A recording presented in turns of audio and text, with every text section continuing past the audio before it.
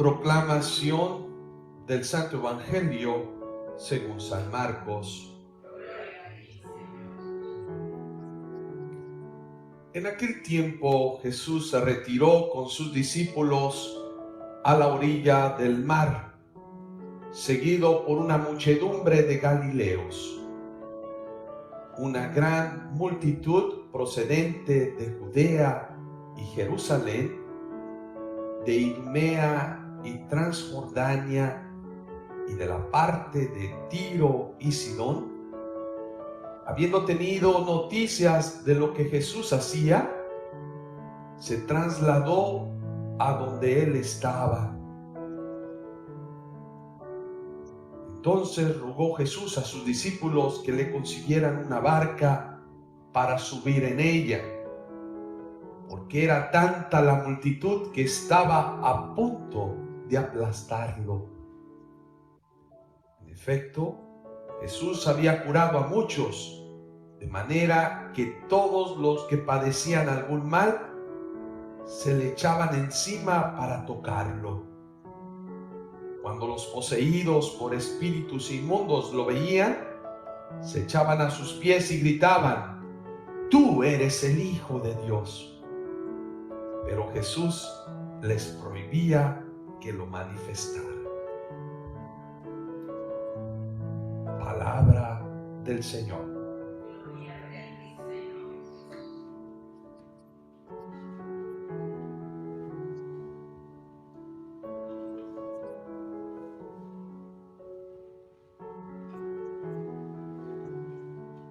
Escuché el otro día un testimonio en uno de los grupos que tenemos, donde una joven decía: he estado trabajando mucho tiempo con ir con mi psicólogo, con mi psicóloga, para trabajar mis problemas, y llevo mucho tiempo tratando de resolver ese mal que tengo en mí. Pero quiero dar testimonio que en unas semanas que llevo participando en este grupo, hay una transformación, hay un cambio en mi vida. Me siento una persona diferente, distinta, y quiero dar testimonio de eso. Quiero decirlo a los demás. Me llamó mucho la atención ese testimonio. ¿Cuál es la diferencia de ir con alguien que usa nada más la ciencia, que usa nada más pues el método científico, a una persona que se deja también llevar por la fe, o se abandona en la confianza en Dios? Pues allí hay una diferencia grande, porque nuevamente, para Dios nada es imposible.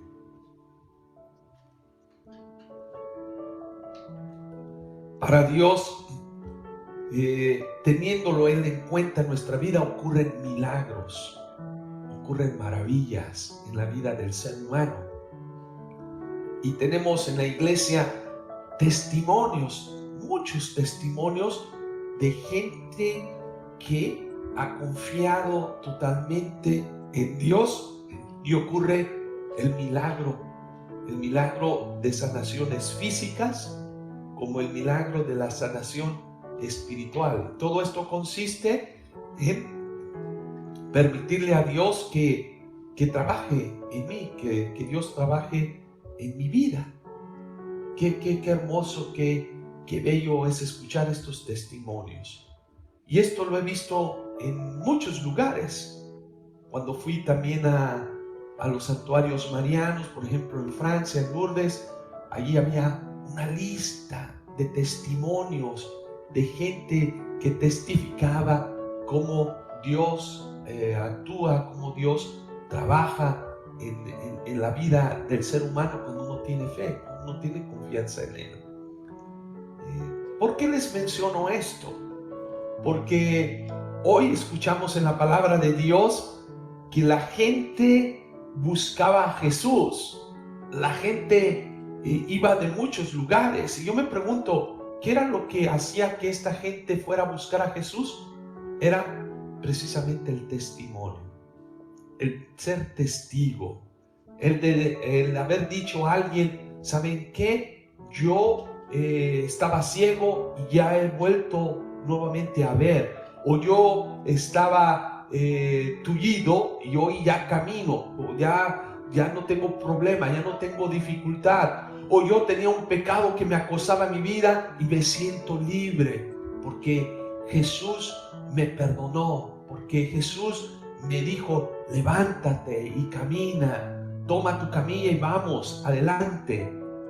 Yo creo que el testimonio de toda esta gente corrió alrededor de toda esa comarca, de esa región, que la gente pues realmente buscaba tener ese encuentro con Jesús, tener ese encuentro con Él personal. Y aquí les veo la importancia de dar testimonio, de ser testigos.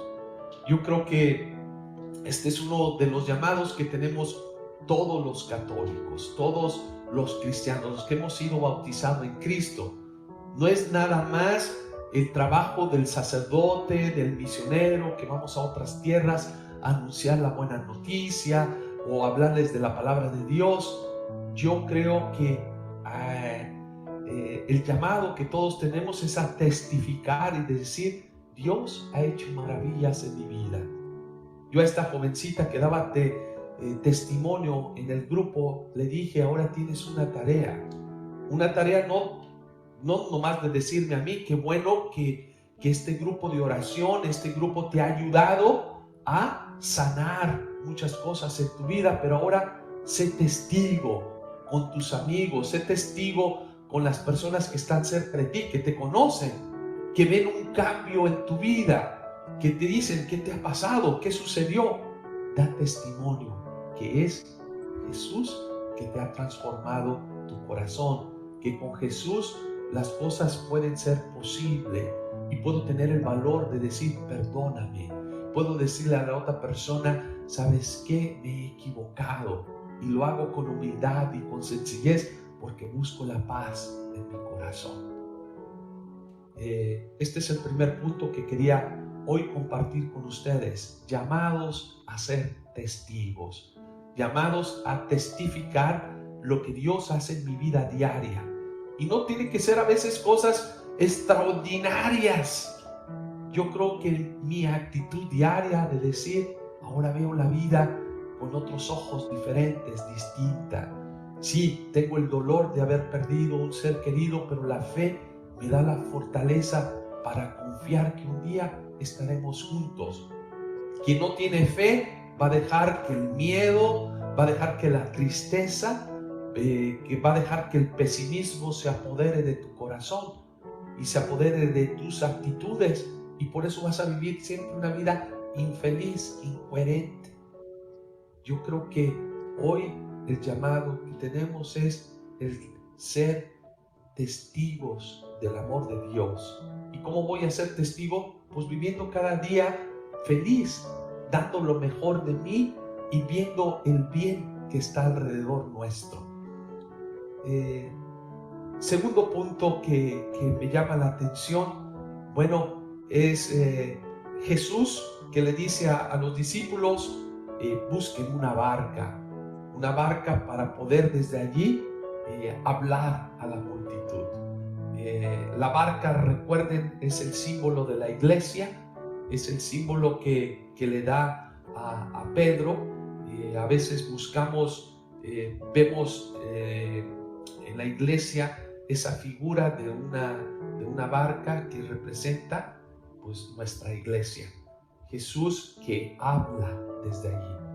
Jesús que a través de esta institución tan hermosa de nuestra iglesia, Jesús sigue trayendo esperanza a esa muchedumbre que lo está buscando por palabras de vida, palabras de esperanza, palabras de aliento. Es la iglesia que está llamada a también a ser testigo de ese amor de Dios. Y les quiero recordar a todos ustedes, nuestra iglesia a veces ha sido atacada por algunos el ver el error que alguien comete y lo generalizan para toda la iglesia en general. Pero a veces nosotros caemos en esa crítica negativa en lugar de ver que la iglesia como institución que Jesús nos ha dejado es como un instrumento para aliviar pues tantos malestares que hay en el mundo.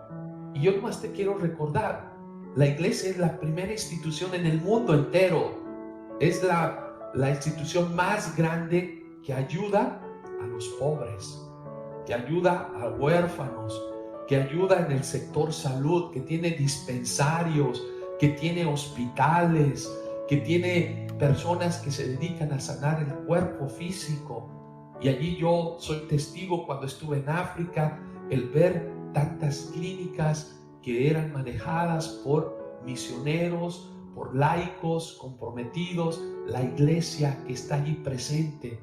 También en África yo fui testigo de, por ejemplo, de la ayuda a la persona que tiene necesidad de comida, de alimento, que teníamos los bancos de comida. Y eso aquí, igualmente en Estados Unidos, parroquias, comunidades que tienen centros para darle de comer al hambriento, que son las obras de misericordia, de darle de vestir al sediento.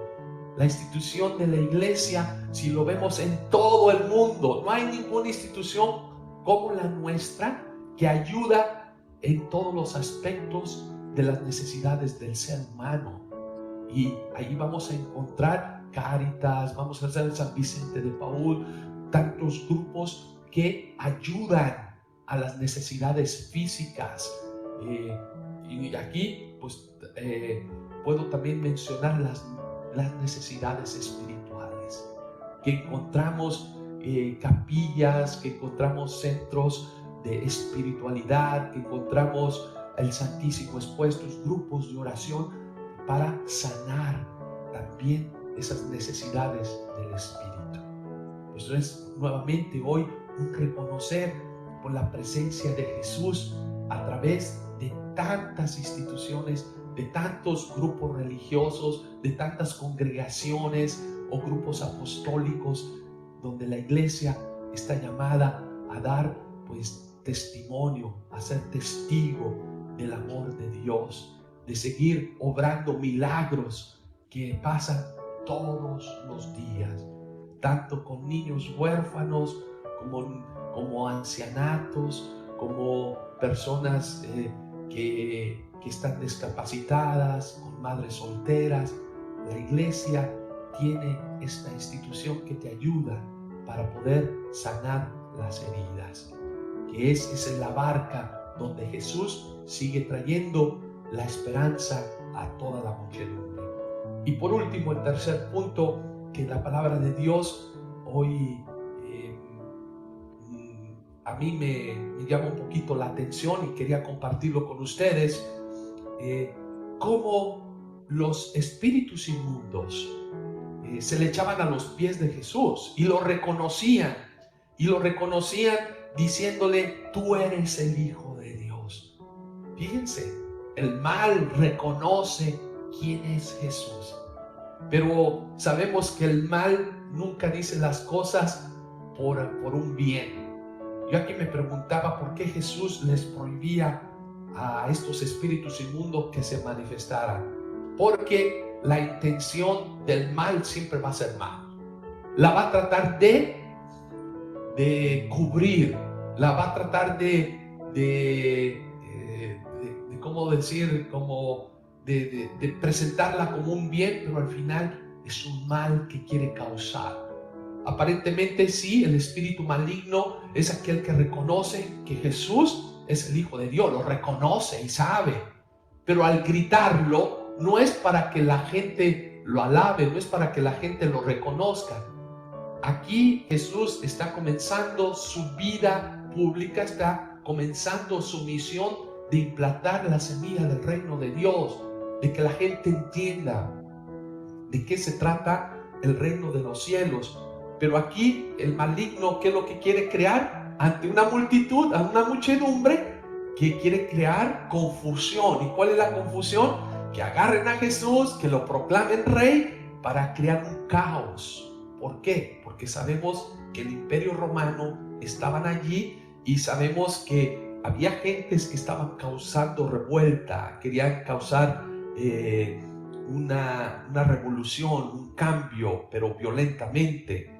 Al permitirle a Jesús al espíritu maligno es también revelar el mensaje mesiánico, que el Mesías, la gente estaba esperando al Mesías, pero Jesús decía, hay un tiempo, hay lo que los teólogos le llaman el secreto mesiánico. Jesús no lo quiere revelar porque hay un tiempo para todo, hay el tiempo para descubrir, y precisamente el mal lo quiere sacar para adelantarse y crear un caos, crear una confusión.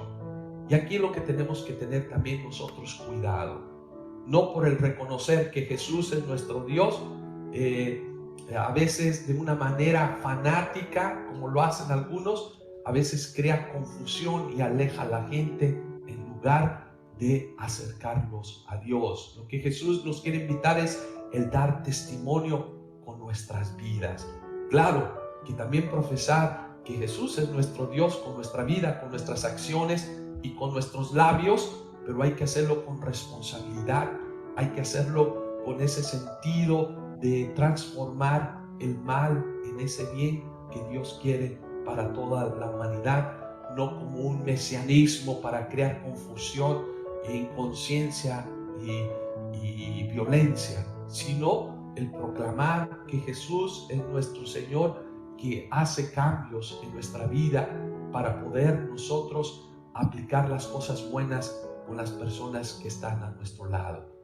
Bueno, pues que el Señor hoy, en este día, pues nos ayude a entender su palabra y saber, primero, que estamos llamados a dar testimonio no solamente con las palabras, sino con nuestra vida de lo que Dios hace a través de nosotros. Segundo, el reconocer la iglesia que como institución es una de las que hace maravillas, cosas hermosas. Dios sigue actuando a través de ella, realizando milagros, y que nosotros descubramos esto, no para sentirnos mejor que los demás, sino para reconocer que hay cosas hermosas en nuestra iglesia y no dejarte llevar por los malos comentarios de que un miembro de la iglesia ha cometido algo equivocado y quedarse nada más en lo negativo, sino ver lo bueno que nuestra familia, que se llama la Iglesia Católica, realiza en el mundo entero. Y tercero, no caer en un falso mesianismo, nada más de proclamar a Jesús para crear división y confusión, sino el proclamar a Jesús con nuestros labios también, pero proclamarlo para crear el amor, la unidad y la conciencia de que Dios viene a traernos un reino nuevo. Así sea. Amén.